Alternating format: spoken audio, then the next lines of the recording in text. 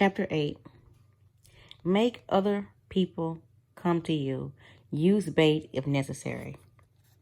When you force the other people to act, you are the one in control. It is always better to make your opponent come to you, abandoning his own plans in the process. Lure him with fabulous gains, then attack. You hold the cards. Observation of the law. At the Congress of Vienna in 1814, the major powers of Europe gathered to carve up the remains of Napoleon's fallen empire. The city was full of gaiety, and the balls were the most splendid in memory. Hovering over the proceedings, however, was the shadow of Napoleon himself. Instead of being executed or exiled far away, he had been sent to the island of Elba, not far from the coast of Italy. Even in prison on an island, a man as bold and creative as Napoleon Bonaparte made everyone nervous. The Austrians plotted to kill him on Elba, but decided it was too risky. Alexander I, Russia's temperamental Caesar, heightened the anxiety by throwing a fit during Congress when a part of Poland was denied him because "I shall lose the monster," he threatened. Everyone knew he meant Napoleon. Of all statesmen gathered in Vienna on Telemann, Napoleon's former minister seemed calm and unconcerned. It was as if he knew something the others didn't know. Meanwhile, on the island of Elba, Napoleon's life was a mockery of his previous glory. As Elba king, he had been allowed to form a court that was a cook, a wardrobe mistress, an official pianist, and a handful of other courtiers. All this was designed to humiliate Napoleon, and it seemed to work. The winter, however, there occurred a series of events so strange and dramatic they might have been scripted in a play. Elba was surrounded by British ships, their cannons covering all possible exit points. Yet somehow, in broad daylight, on the 26th of February 1815, a ship with 900 men on board picked up Napoleon and put to sea. The English gave chase, but the ship got away. This almost impossible escape astonished the public throughout Europe and terrified the statesmen at the Congress of Vienna. Although it would have been safer to leave Europe, Napoleon not only chose to return to France, he raised the odds by marching on Paris with a tiny army in hopes of recapturing the throne. His strategy worked. People of all classes threw themselves at his feet. An army under Marshal Ney's speed from Paris to arrest him, but when the soldiers saw their beloved former leader, they changed sides. Napoleon was declared emperor again. Volunteers swelled the ranks of his new army. Delirium swept into the country. In Paris, crowds were wild. The king, who had been replaced, Napoleon, fled the country. For the next 100 days, Napoleon ruled France. Soon, however, the giddiness subsided. France was bankrupt, its resources nearly exhausted, and there was little Napoleon could do about it. At the Battle of Waterloo in June of that year, he was finally defeated for good. This time, his enemies had learned their lesson. They exiled him to the barren island of St. Helena off the coast of Africa. There he had no more hope of escape. Interpretation. Only years later did the facts that Napoleon's dramatic escape from Elba come to light. Before he decided to attempt this bold move, visitors to his court had told him that he was more popular in France than ever, and that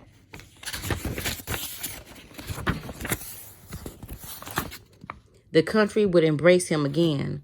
One of these visitors were Austria's General Kohler, who convinced Napoleon that if he escaped the Europeans' power, England's included, would welcome him back into power.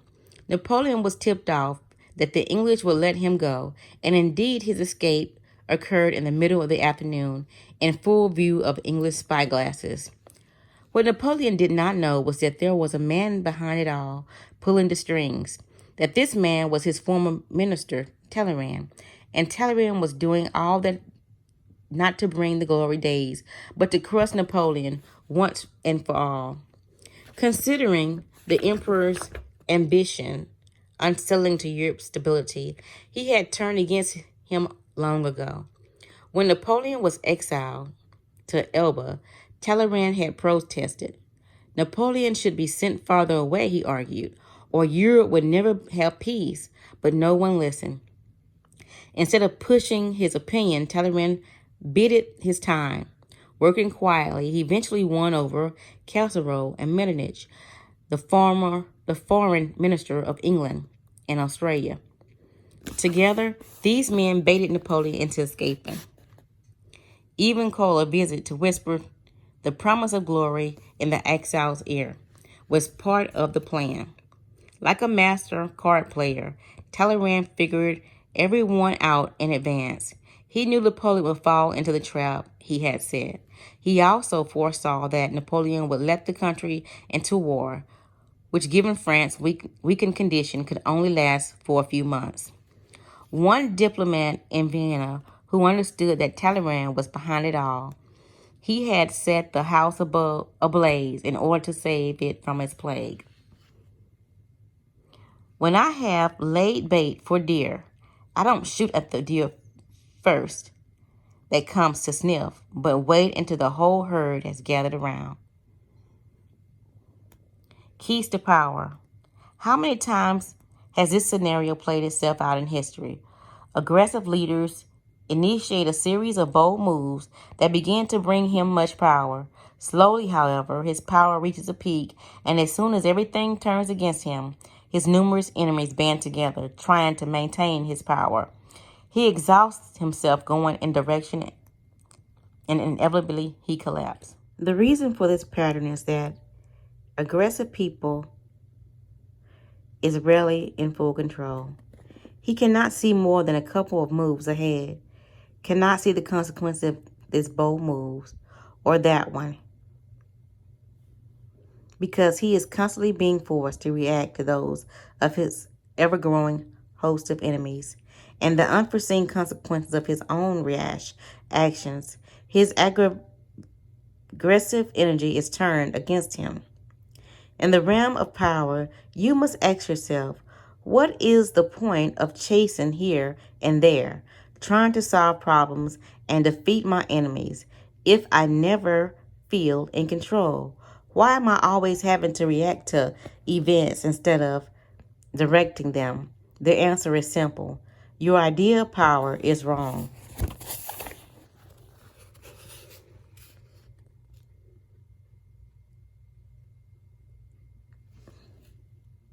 You have mistaken aggressive actions for effective actions.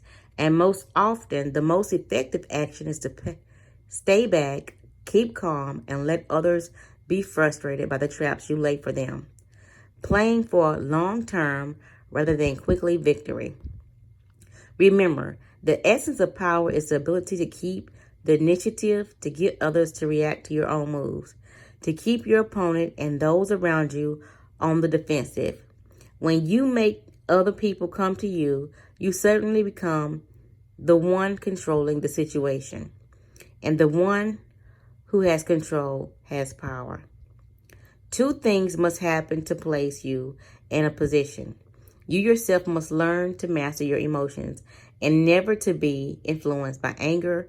Meanwhile, however, you must play on people's natural tendencies to react angrily when pushed and baited. In the long run, the ability to make others come to you is a weapon far more powerful than any tool of aggression. Study how Talleyrand, the master of the art, performed this delicate trick. First, he overcame the urge to convince his fellow statesmen that they needed to banish Napoleon far away. It is only natural to want to persuade people to be pleading your case, imposing your will with words. But this often turns against you. Few of Talleyrand's contemporaries believed Napoleon was still a threat, so they did so that if he had spent a lot of energy trying to convince them, he would have only made himself look foolish. Instead, he held his tongue and his emotions in check. Most important of all, he laid Napoleon a sweet, irresistible trap. He knew the man's weakness, his need for glory, and the love of the masses. He played all of this to perfection. When Napoleon went for the bait, there was no danger that he might succeed and turn the tables on Talleyrand, who better than anyone knew France's depleted state. And even had Napoleon been able to overcome these difficulties, the likelihood of his success would have been greater, where he was able to choose his time and place of action. By setting the proper trap, Talleyrand took the time and place his own hands. All of us have only such more energy. There is a moment when our enemies are at their peak. When you make the other person come to you, he wears himself out, wasting his energy on the trip. In 1905, the Russian and Japan were at war. Japan had only recently begun to modernize their warships, so that Russians had a strong navy. But by the Russians into leaving their docks, stronger navy, but spreading false information about the Russian march, Togo Hichiro baited the Russians into leaving their docks in the Baltic Sea, making them believe they can wipe out Japan's fleet in one swift attack. The Russian fleet could not just reach Japan by the quickest route, the Strait of Gibraltar. And then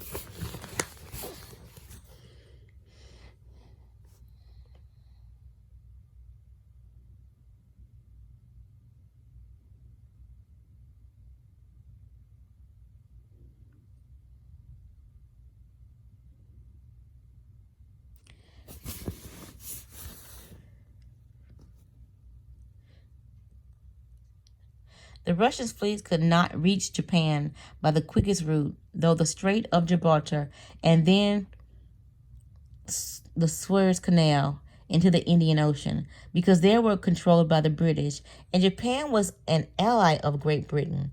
They had to go around the Cape of Good Hope and the southern tip of Africa, adding over more than 6,000 miles to the voyage.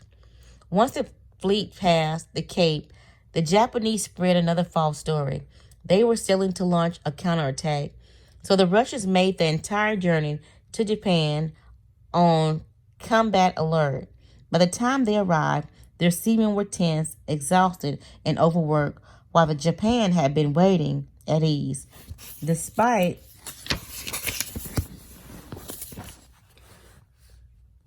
odds and lack of experience of modern naval warfare, the Japanese crushed the Russians.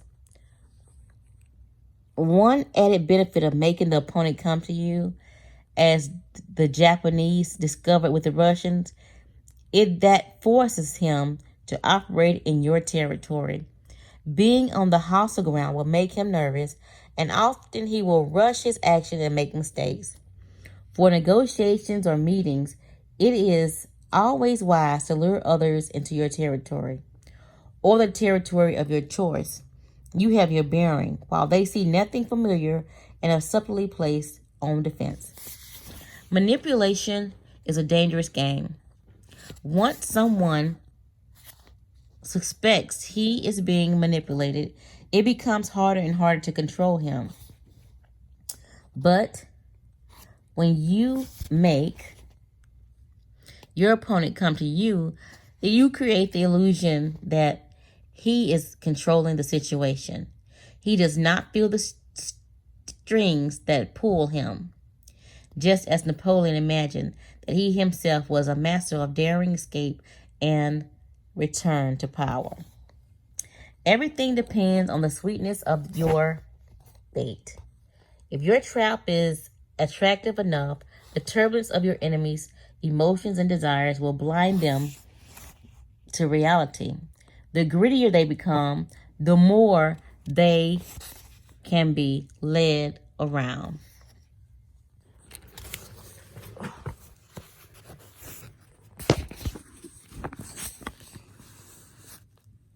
The great 19th century robber baron Daniel Drew was a master at playing the stock market. When he wanted a particular stock to be sought and sold, driving prices up and down, he rarely resorted to direct approach. One of his tricks was to hurry through Exclusion Club near Wall Street, obviously on his way to stock exchange, to pull out his customary red bandana, to wipe his perspiring brow. A slip of paper would fall from this bandana that he would pretend not to notice. The club's members were always trying to foresee Drew's moves. They would pounce on the paper, which invariably seemed to contain an inside tip on a stock. Word would spread, and members would buy or sell the stocks in droves, playing perfectly into Drew's hand. If you can get others to dig their own graves by sweat yourself, pickpockets work on this perfection. The key to picking a pocket is knowing which pocket contains the wallet. Experienced pickpocketers often ply their trade in train stations and other places where there is clearly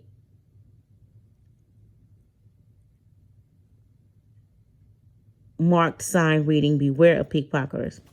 Passersby seeing the sign invariably feel for their wallet to make sure it's still there.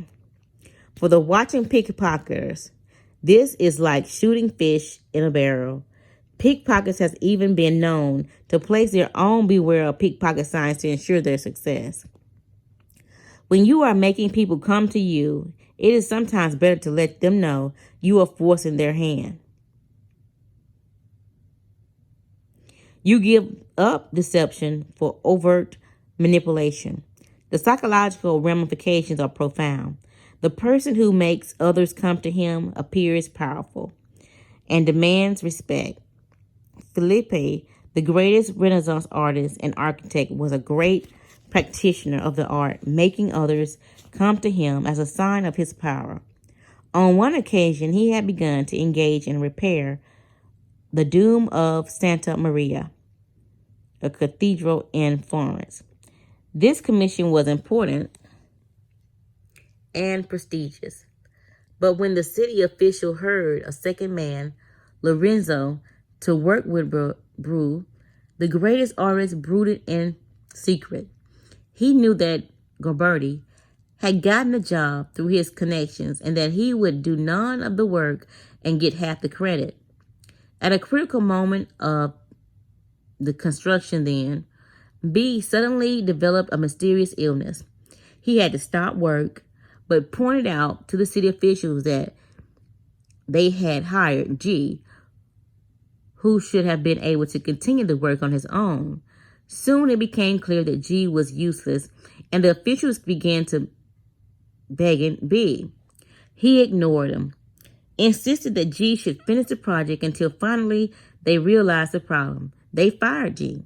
By some miracle, B recovered within days. He did not have to throw a tantrum or to make himself a fool of himself. He simply practiced the art of making others come to you. If on one occasion you make a point of deity that others must come to you, you succeed. They will come to do even after you stop trying. Image: honey bear trap. The bear hunter does not chase his prey. A bear that knows it's hunted is clearly impossible to catch and furious if cornered. Instead, the hunter lays traps baited with honey. He does not exhaust himself and risk his life in the pursuit. He baits, then waits.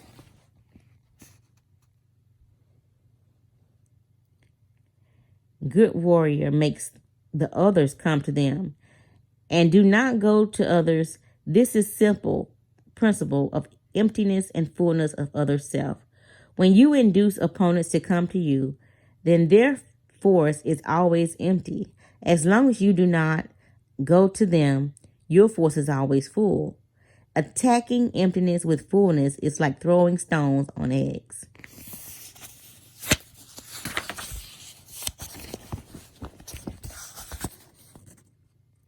Although it is generally the wiser policy to make others exhaust themselves chasing you, there is also or opposite cases where strictly, suddenly, aggressively, at the enemy so domicile himself, the enemy's energy sink.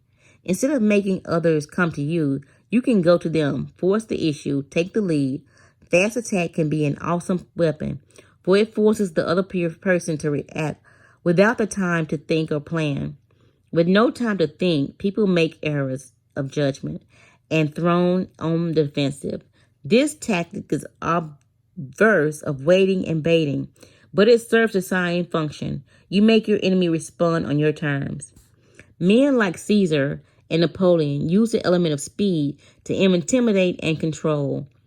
A rapid, unforeseen move is terrifying and demoralizing. You must choose your tactic depending on the situation.